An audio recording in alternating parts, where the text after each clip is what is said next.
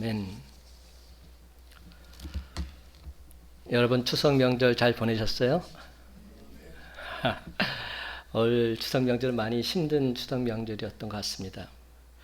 코로나19로 무척 힘들었지만 그래도 가족과 행복한 명절 보내셨으리라 저는 믿습니다.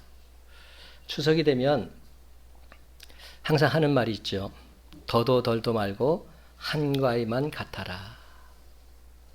근데 저는 올 추석이 정말 그런 추석이었어요. 왜 그런지 아세요?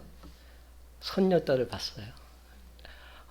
아들네 집 가가지고 손녀딸을 안고 있는데, 야, 이게 행복이구나. 정말 좋더라고요. 그냥 시간 가는 줄 모르고 보내다가 왔습니다. 근데 대부분의 분들은 그렇지 못했지요. 코로나19로 인해서 이번에는 그 말이 어떻게 바뀌었는지 아십니까? 더도 덜도 말고 집에만 있어라. 이렇게 바뀌었대요. 하도 코로나 때문에 힘들고 어려우니까 라디오에서 나오는데 계속 이 말만 하더라고요. 더도 덜도 말고 집에만 있어라. 참 우리는 끔찍한 코로나19로 인해서 힘들고 어려운 시간들 보내고 있어요. 하지만 이 또한 하나님의 강권적인 섭리하심으로 이내 곧 지나가게 될 줄로 믿습니다. 이 또한 지나가리라. 사랑하는 성도 여러분, 추석 명절의 끝자락에 주님께 나와서 예배드리고 있는 저와 여러분 모두에게 하나님의 한량없는 은혜와 축복이 임하게 되시기를 예수님의 이름으로 간절히 축원합니다. 오늘 함께 나눌 말씀의 제목은 너도 가려느냐입니다. 다시 한번 따라해 볼까요? 너희도 가려느냐. 여러분 요한복음 6장에 보면 재미있는 장면이 나오고 있어요. 아니 재미있는 장면이라기보다는 정확히 말하자면 슬픈 장면입니다. 가슴 아픈 장면입니다. 예수님께서는 오병이어로 5,000명을 먹이시는 기적과 바다 위를 걸어서 오시는 기적을 행하십니다. 그 후에 많은 사람들이 예수님이 계시는 곳으로 찾아옵니다. 왜 찾아왔을까요? 성경에 보면 이렇게 되어 있습니다. 왕으로 삼기 위해서. 예수님을 임금 삼고자 수많은 사람들이 찾아왔던 겁니다.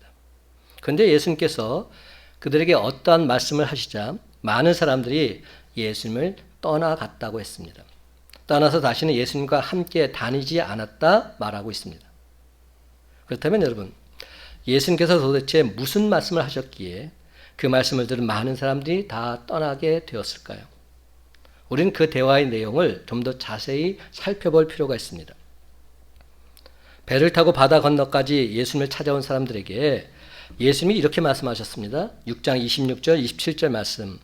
너희가 나를 찾는 것은 표적을 본 까닭이 아니요 떡을 먹고 배부른 까닭이로다. 썩을 양식을 위하여 일하지 말고 영생하도록 있는 양식을 위하여 하라. 이 양식은 인자가 너희에게 주리니 인자는 아버지 하나님께서 인치신 자니라. 여러분 도대체 그것이 무엇입니까? 어떻게 하는 것이 하나님의 일을 하는 것입니까? 6장 29절은 말합니다. 하나님께서 보내신 일을 믿는 것이 하나님의 일이니라. 하나님께서 보내신 이 예수 그리스도를 나의 구주로 믿는 자, 이것이 하나님께서 원하시는 진짜 일이다 말하고 있는 겁니다. 예수님을 믿는 것이 하나님의 일이라 말씀한 겁니다. 다른 것보다 예수를 온전히 믿는 것, 이것이 중요하다는 겁니다. 저는 이 추석 명절에 명절 되기 전에 바로 전날 아버지 어머니 산수를 갔다 왔어요. 화요일날 갔다 왔는데 정말로 별로 사람도 없고 좋더라고요. 산수에 가서 묵상을 하는데 계속 아버지께서 이 말씀을 제게 들려주시는 겁니다. 이대성 목사 예수 잘 믿어라. 이대성 목사 예수 잘 믿어라. 아버지께서 다른 사람들은 다 알아보지 못하는데 아들만큼 유독 알아보셔서 그 마지막 순간에 저에 주셨던 이 말씀, 이 목사 예수 잘 믿어. 여러분, 하나님께서 보내신 이 예수 그리스도를 잘 믿는 것, 이것이 하나님의 일입니다.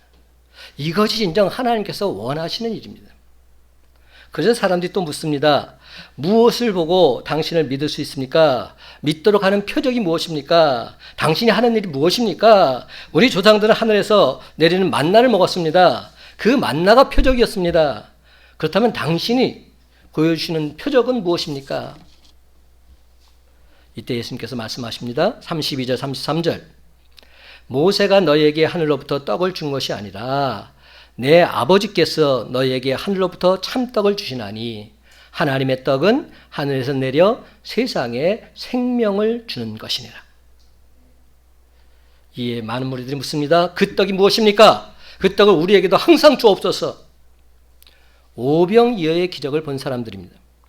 조상들이 매일 하늘에서 내린 만나를 먹고 살았던 것처럼 이제 자기들에게도 그런 떡을 좀 달라는 겁니다. 먹는 문제 해결해 달라는 겁니다. 항상 먹을 수 있도록 먹고 사는 문제 더 이상 걱정하지 않도록 해결해 주기만 하면 그러면 예수 당신 내가 메시아로 믿겠습니다. 이렇게 말하고 있는 겁니다. 그런 표적을 보여달라 말하고 있습니다. 그러자 예수님께서 이런 말씀을 하셨어요. 요한복음에 나오는 첫 번째 에고 에이미에 해당되는 표현입니다. 여러분 요한복음에 보면 7가지 에고 에이미가 나옵니다. 에고 에이미가 뭐죠? 무슨 뜻이죠? 에고 에이미가? 영어로 말하면 I am입니다. 나는 무엇이다. 나는 무엇이다. 성경에 보면 예수님께서 7가지 당신 자신을 표현하십니다. 제일 첫 번째가 오늘 본문에 나오는 나는 생명의 떡이다. 6장 35절. 두 번째는 나는 세상의 빛이다. 8장 12절. 세 번째는 나는 양의 문이다. 10장 7절 9절. 네 번째는 나는 선한 목자다. 10장 11절. 그리고 다섯 번째 우리가 너무 잘 아는 말씀 나는 부활이요 생명이다. 11장 25절 말씀. 그리고 여섯 번째 더 잘 아는 말씀 나는 길이요 진리요 생명이다. 14장 6절. 그리고 마지막 일곱 번째는 나는 참 포도나무다.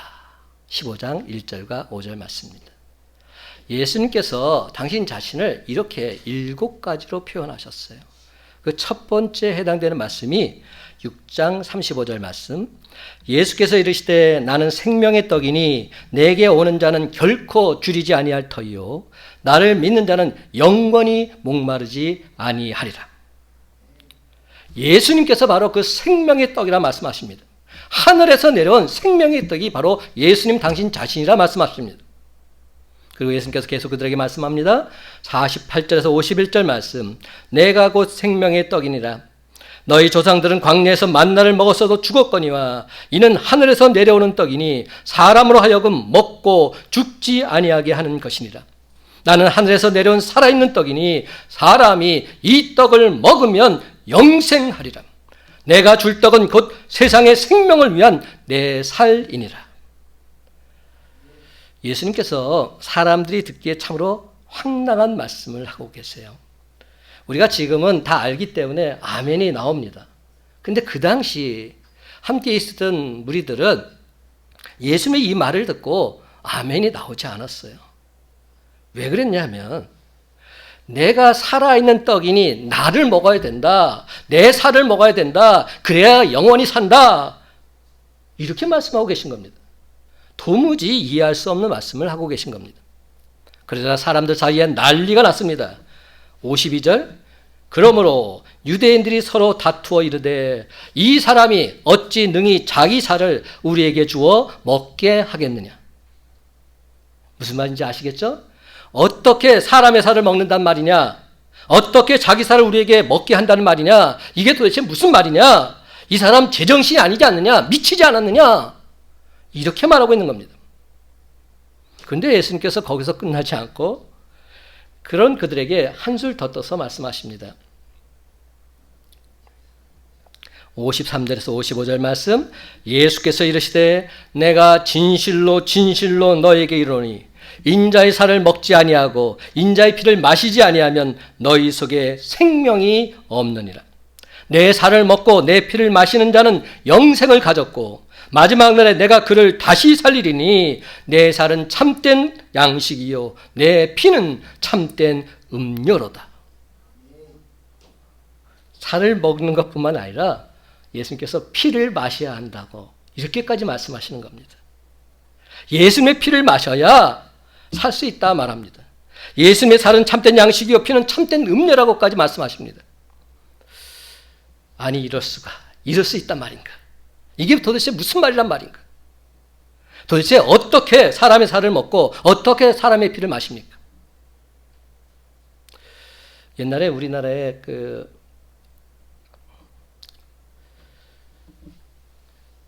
인육을 먹어가지고 문제가 됐던 그런 집단이 있죠.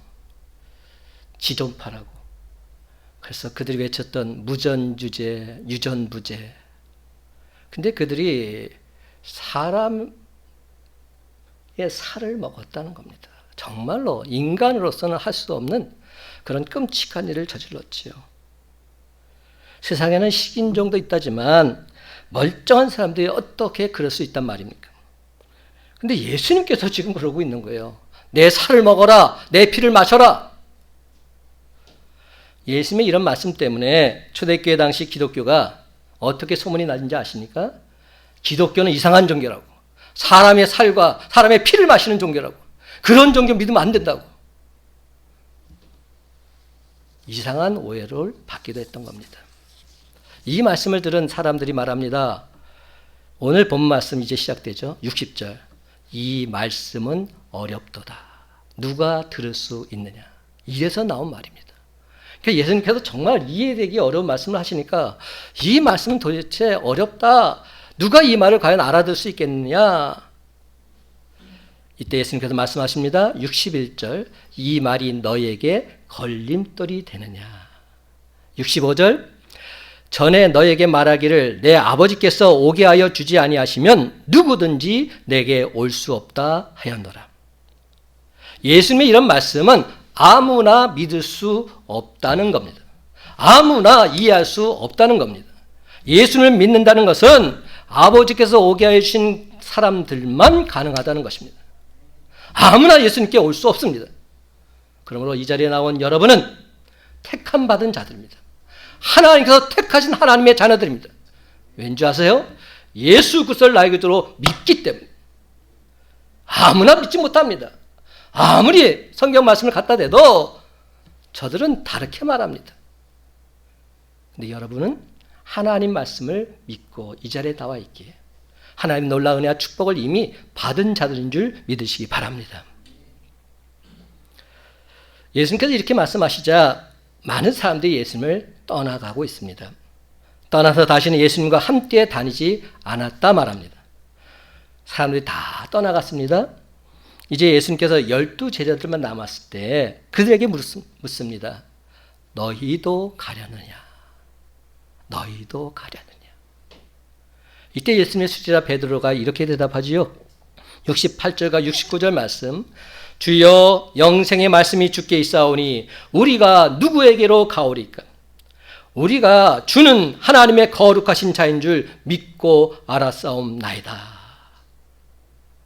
온전한 신앙을 고백합니다. 사랑하는 성도 여러분, 오늘 대화 안에 오늘날 우리들의 모습이 그대로 담겨 있습니다. 오늘날 기독교의 모습, 교회의 모습, 많은 기독교인들의 모습이 그대로 담겨져 있는 것입니다. 우리는 무엇을 보고 예수님을 찾아왔습니까? 우리가 기대하는 것 과연 무엇입니까? 우리가 예수님께 원하는 것 무엇이냔 말입니다. 우리는 절대 아니라 말하지만 왜 교회의 전체 모습은, 기독교의 전체 모습은 그렇게 보이지 않을까요? 왜 우리 전체의 모습은 오늘 요한복음 6장에 나오는 많은 사람들의 모습과 별반 다르지 않다고 느껴질까요? 나 때문이 아니라 저 사람 때문입니까? 우리 교회가 아니라 저 교회들 때문입니까? 요즘 코로나로 인해서 청가훈 목사의 사랑제일교회가 지탄의 대상이 되는데 우리 교회가 문제가 아니라 저 사랑제일교회가 문제입니까? 여러분, 그렇지 않습니다. 우리는 예수님 믿는다는 것을 어떻게 생각하고 있습니까? 예수님 따른다는 것을 어떻게 생각하고 있느냐 말입니다. 믿을 만한 것은 믿고, 할 만한 것은 하고, 따라갈 만한 것은 따라가고, 필요한 대로, 좋은 대로, 편한 대로, 하고 싶은 대로, 그렇게 내가 원하는 대로 골라서 믿고, 원하는 대로 골라서 따라가는 것, 이것이 우리들의 신앙생활의 모습은 아닙니까? 오병이어의 기적이 일어나는 곳은 모여들고, 병을 고치고 온갖 기사와 이적이 일어나는 곳은 어디든지 찾아서 가는데, 생명의 말씀을 배우는 것, 제자로서 훈련을 받아야 되는 것, 십자가의 길을 선포하는 것은 피하고 싶은 것, 이것이 우리들의 솔직한 심정 아닙니까? 예수님을 따르던 수많은 무리들, 자기들의 기대와 바람과는 전혀 다르게 되니까 다 떠나가고 말았습니다. 그렇다면 도대체 무슨 문제가 있었기에 그들이 이렇게 집단적으로 떠나고 말았을까요? 솔직히 말해서 그들은 세상을 살아가는 데 도움이 될 만한 어떤 유익을 얻기 위해 예수님을 찾아왔던 자들입니다. 필요에 의해서. 자기들이 원하는 말씀은 단 한마디도 안 해주시는 겁니다. 엉뚱한 말만 하시는 겁니다. 도무지 이해도 안 되는 말씀만 하시는 겁니다. 자기들에겐 전혀 쓸데없는 말들만 예수님께서 하시는 겁니다. 그렇다면 왜 예수님께서 그들의 기대와 다른 말씀, 그 말씀만 하셨을까요? 예수님은 그 당시 사람들이 겪고 있었던 아픔에 대해서는 전혀 관심을 보이지 않으셨습니다. 예를 들자면 그들을 억압하는 로마의 통치가 언제쯤 끝날 것인지에 대해서 1도 관심을 표명하지 않으셨습니다. 예수님 그분은 오직 하나님의 뜻을 이 땅에서 이루어야 된다는 생각뿐이셨고, 이를 위해서는 자신이 죽어야 되고 사람들은 자기의 살을 먹고 자기의 피를 마셔야 한다는 생각, 이 생각밖에 없으셨습니다. 사랑하는 성도 여러분, 사람들이 교회에 나올 때는 나름대로 다 이유가 있더라고요.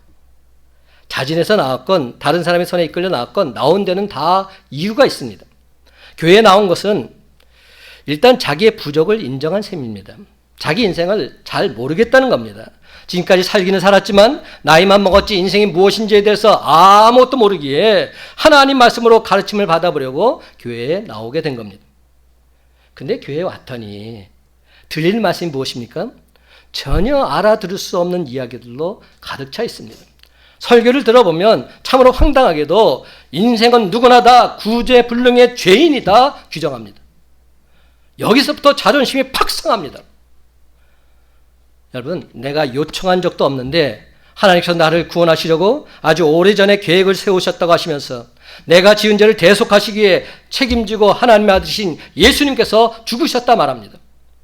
그러면서 그 누구라도 자기의 노력이나 선행으로는 구원받을 수 없고 오로지 십자가에 못 박혀 죽으신 예수 그리스도를 믿어야만 구원을 받는다 말합니다. 나하고는 아무런 상관도 없는 참으로 이상한 이야기들 뿐입니다. 그래서 교회에 가서 설교를 듣다 보면 오히려 짜증이 날 때까지 있습니다.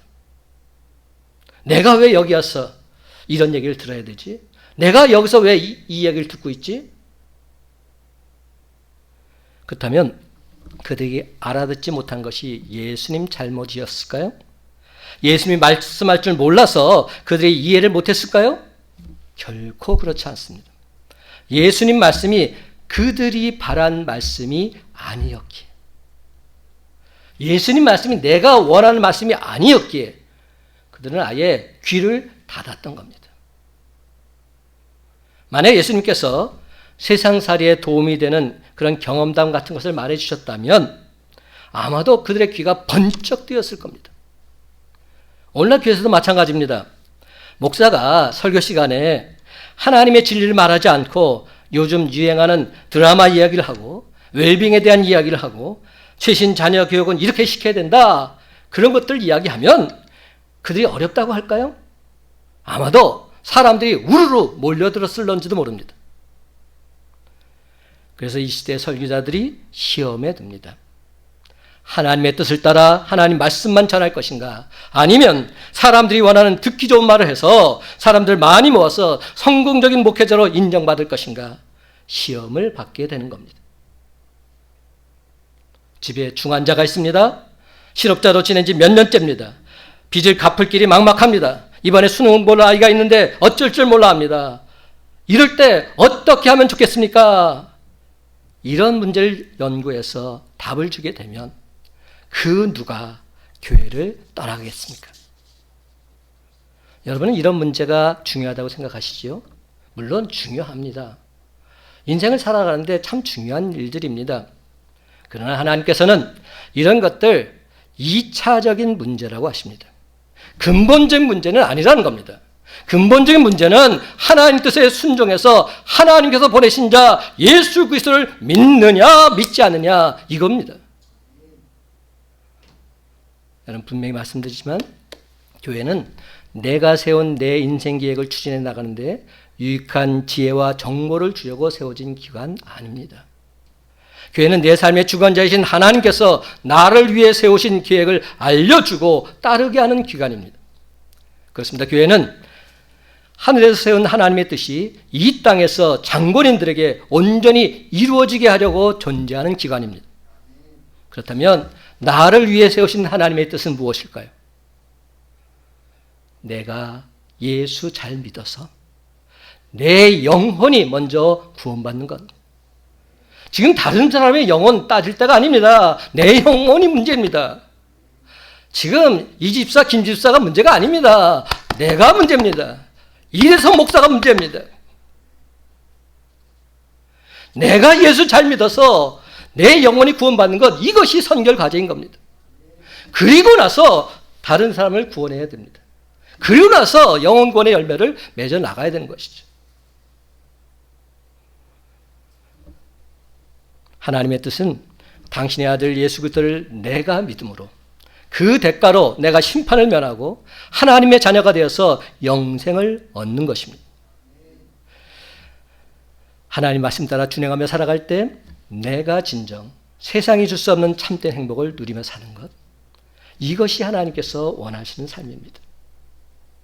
이는 이 땅에서 몸이 건강하게 되는 것이나 부자가 되는 것이나 평안을 누리는 것보다 훨씬 더 크고 중요합니다.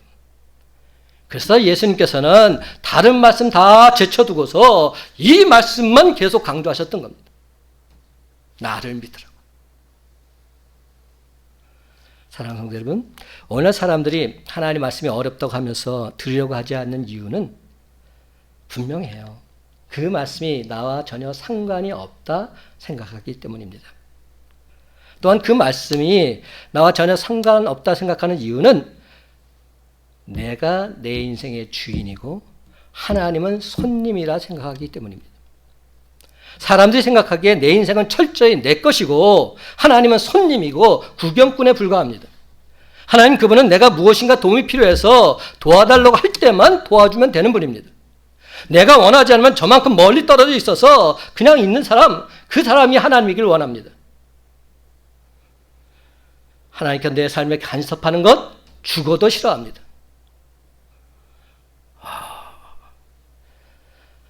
하나님을 나의 주인으로 모신다면서도 내가 주인인 겁니다. 단지 내가 부족해서 물어보거나 도움을 청할 때만 그때 응답하시면 되는 분, 그런 분이 내가 믿는 하나님으로 생각합니다.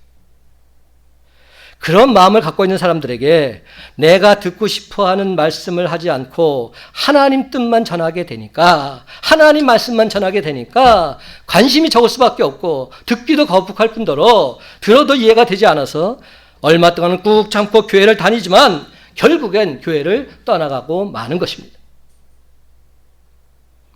그러나 여러분, 하나님은 내게 손님이 아니라 나의 주인이십니다. 나를 만드신 분이시요 내 생명과 삶을 지금도 주관하시고 섭리하시는 분이십니다. 그렇습니다. 하나님 그분은 구경꾼이 아니십니다. 그러나 나는 하나님 그분의 말씀을 들어야 하고 나를 위해 하나님께서 세우신 계획을 듣고 따라가야 합니다. 그렇습니다. 여러분, 이것이 나에게 있어서 가장 먼저 시급하게 해결해야 될 문제입니다. 따라서 교회는 하나님이 원하시는 그 말씀을 전해야 하는 것입니다. 63절을 보면 살리는 것은 영이니 육은 무익하다 말씀하셨습니다. 이 무슨 말입니까? 내 살을 먹고 내 피를 마셔야 산다고 한 이 말, 영적인 의미라는 겁니다. 문자적인 의미가 아니라는 겁니다. 그런데 여러분, 우리가 나와는 아무런 상관도 없는 것 같은 예수님의 영적인 말씀을 이해하고 받아들이게 되려면 어찌해야 될까요? 겸손해져야 합니다. 겸손한 삶. 교만하면 결코 안 됩니다. 여러분, 우리가 겸손한 것 같지요? 근데 엄청 교만해요. 저희 이대성 목사도 겸손한 척하지만 엄청 교만하더라고요. 성경에 보면 교만한 자 하나님께서 결코 좌시하지 않으십니다. 우리가 받을 수 있는 가장 큰 은혜는 예수님처럼 우리도 겸손해져서 하나님 말씀을 이해하고 그분의 뜻을 온전히 받아들이는 삶을 사는 겁니다. 개인의 생명과 사회와 역사는 하나님께서 주관하십니다. 하나님께 순종하지 않는 상태에서 누리는 평화, 일시적인 것에 불과합니다. 은혜의 회복 없는 몸의 건강, 방종의 기회만 될 뿐 아무런 의미가 없습니다.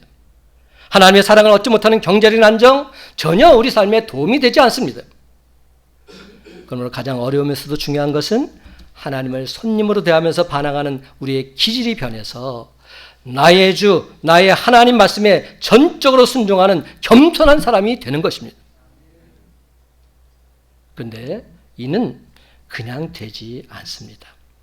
성령님께서 우리를 도와주셔야 합니다. 우리 인간 참 완악하기 그지 없어요. 성령님께서 우리를 만져주시지 않으면 우리는 감당할 길이 없더라고요. 그리고 이러한 성령님의 은혜는 교회를 중심으로 부어주십니다. 예배를 중심으로 부어주십니다. 우리가 교회에 모여서 하나님의 뜻을 알고자 겸손하게 마음문을 열 때 그들에게 성령을 기름부터 부어주셔서 말씀을 깨닫게 해주시고 구원의 은혜가 임하게 되는 줄 믿으시기 바랍니다. 사랑하는 성도 여러분, 우리 주님은 저와 여러분이 새롭게 되기를 원하십니다.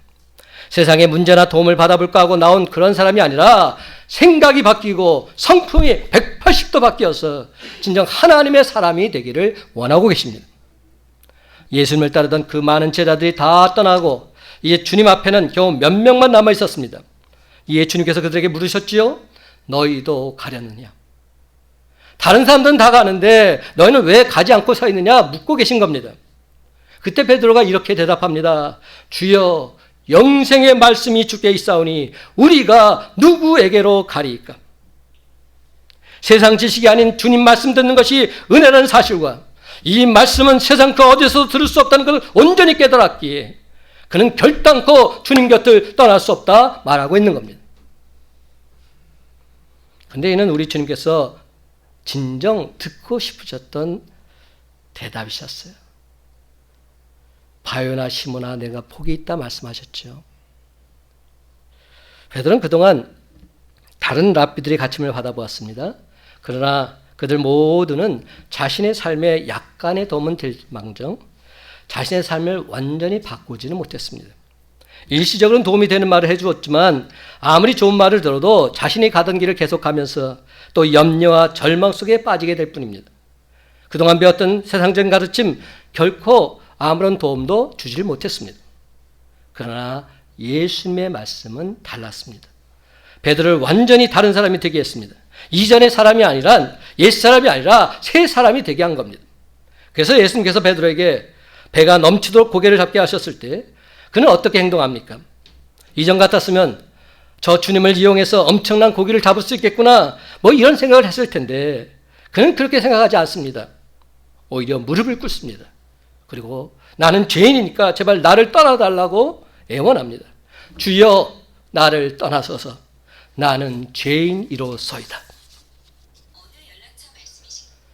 그렇습니다 여러분. 베드로는 수제자답게 정말이지 예수님께서 무엇을 원하신지 잘 알고 있었습니다. 그래서 그는 늘 항상 정답만 이야기했던 사람입니다.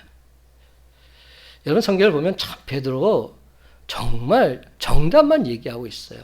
우리가 너무 잘 아는 말씀 마태복음 16장 16절 베드로의 신앙 고백 주는 그리스도시요 살아계신 하나님의 아들이십니다. 얼마나 대단한 신앙 고백입니까? 이보다 더 확실한 신앙 고백 없습니다. 주는 그리스도이십니다. 주는 살아계신 하나님의 아들이십니다. 너무나도 귀한 신앙 고백이지요. 근데 문제가 뭡니까? 베드로의 문제가 뭡니까?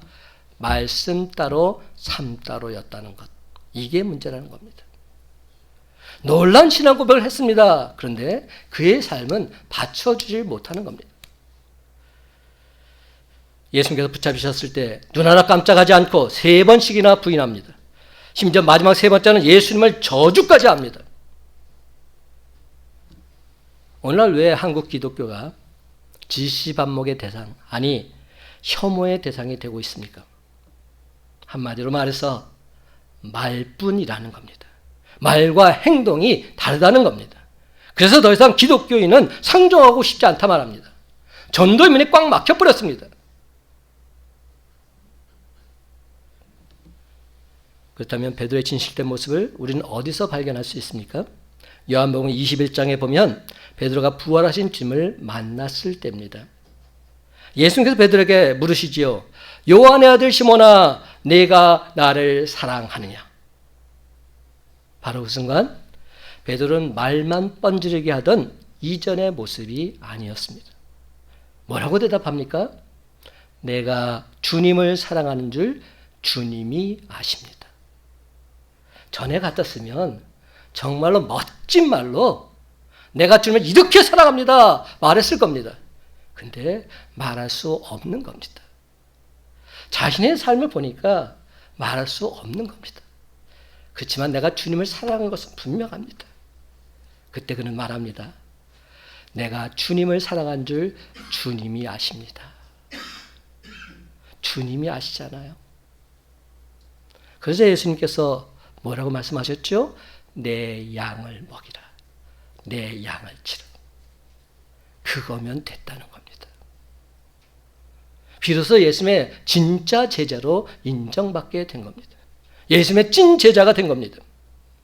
그렇습니다, 여러분. 우리가 교회에 다녀야 될 이유가 바로 여기에 있습니다. 교회는 세상을 살아가는데 약간의 도움이 되는 정보를 제공하는 그런 곳이 아니라 우리 삶을 송두리째 새롭게 하는 곳이기 때문입니다. 우리의 본질을 보게 하시고 자신의 죄를 인정하게 하시며 바로 내 죄 때문에 죽으신 예수 십자가를 믿게 할 뿐만 아니라 새 사람으로 만드시는 생명력인 말씀이 있기에 우리에게 있어서 교회는 세상에서 가장 소중한 곳인 줄 믿으시기 바랍니다. 그렇습니다. 교회는 처세의 비결을 배우는 것이 아니라 사람이 180도 변하는 곳입니다. 떡으로 살던 사람이 말씀으로 사는 사람으로 변하는 곳입니다. 버림받고 형벌받은 죄인이 하나님의 영광의 아들로 180도 변하는 곳입니다. 이런 변화는 오직 하나님 말씀인 내게 주신 레마의 말씀으로 온전히 이 하나님 말씀을 받아들일 때 성령님이 강권적으로 역사하심으로 일어나게 되는 줄 믿으시기 바랍니다. 그런데 여러분, 여기서 우리가 다시 한번 짚고 넘어가야 할 것이 있어요. 베드로의 이 고백, 영생의 말씀이 주께 있사오니 우리가 누구에게로 가오리까? 베드로가 이 당시 이 말을 할 때에는 마음속에서 우러나오는 진실된 말은 아니었죠. 립 서비스에 불과했어요. 이 말 하면 주님이 좋아하시겠다. 근데 교회는 어떤 곳입니까? 말씀이 살아있는 곳. 즉 하나님 말씀이 살아서 움직이는 생명력 있는 공동체, 성령 충만한 공동체, 그런 곳이 교회인 것이죠. 그러므로 도대체 어디 가서 하나님 말씀을 들으라고 이 교회를 떠나는 것입니까? 나는 우리 교회가 너무나도 좋습니다. 하나님 말씀만을 전해주기에 나는 절대로 우리 교회에 떠날 수 없습니다. 이 대답이 바로 여러분의 진실된 대답이 되기를 바랍니다. 사랑하는 성도 여러분, 여러분 교회에서 무엇을 찾으십니까? 아직도 세상에서 도움이 되는 유익한 교제를 찾으십니까? 험난한 세상을 헤쳐나갈 지혜를 찾으십니까? 누군가가 여러분을 알아주고 인정해 주기를 원하십니까? 그렇다면 오래지 않아서 실망하고 교회를 떠나게 될 것입니다. 말씀이 너무 어렵고 내 삶과는 아무런 상관도 없다 말하면서 교회를 떠나고 말 것입니다. 그러나 진정 새 사람이 되기를 원하는 사람, 사람을 살리고 변화시키는 말씀은 오직 교회에만 있다는 사실을 너무나도 잘 알기에 너는 왜 안 가냐? 누군가가 물을 때 말씀이 여기 있는데 내가 어디로 갑니까? 분명히 대답하게 될 줄로 믿습니다. 말씀이 여기 있는데 내가 어디로 간단 말입니까? 그렇습니다, 여러분. 우리 모두 다 이렇게 대답하고는 하나님 말씀에 온전히 붙들려 살게 되시기를 간절히 바랍니다. 하나님 결단코 우리 삶의 방관자가 아니라 주관자이십니다. 하나님 그분이 우리를 살리시고 우리를 죽이기도 하십니다. 하나님 그분이 우리를 구원하시고 심판하기도 하십니다. 따라서 우리에게 진정 요구되는 것은 내가 세운 계획을 완성할 지혜를 얻으려 하는 것이 아니라 하나님이 세우신 계획을 내가 받아들이고 순종하는 데 있습니다. 예수님께서 오늘 우리들에게도 물으십니다. 너희도 가려느냐? 너희는 무엇을 기대하느냐? 너에게 정말 필요한 것이 무엇이냐? 너희는 무엇을 믿겠느냐? 너는 정말로 나를 따르겠느냐? 솔직히 이런데도 그래도 나를 따르겠느냐? 너희들의 기대와 달라도 그래도 나를 온전히 따르겠느냐? 정말 나와 함께 십자가의 길을 가겠느냐? 너희도 가려느냐? 바로 그 순간 베드로의 이 대답이 우리 모두의 진실된 대답이 되었으면 좋겠습니다. 68절 말씀.